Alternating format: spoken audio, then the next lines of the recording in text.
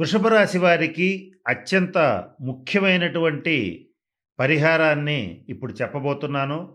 ఈ పరిహారం మీరు ఎప్పుడు చేయాలంటే, మీరు ఏదైనా కొత్తగా ఒక ప్రాజెక్టు ప్రారంభించాలనుకున్నా, కొత్తగా ఒక వ్యాపారాన్ని ప్రారంభించాలనుకున్నా, ఉద్యోగ ప్రయత్నాలు చేయాలన్నా, వివాహ ప్రయత్నాలు చేయాలన్నా, అలాగే ఏదైనా సరే జీవితంలో ఒక ముఖ్యమైన పని చెయ్యాలి అని అనుకుంటే, నేను కింద చెప్పబోయేటువంటి పరిహారాల్లో వీలైనంత వరకు అన్నీ గాని లేదా కనీసం ఒకటి గాని చేసి ఆ పని మొదలుపెట్టేటట్లయితే మీకు అపజయం అనేటువంటిది ఖచ్చితంగా జరగదు. ఇది నిర్వివాదమైనటువంటి అంశం.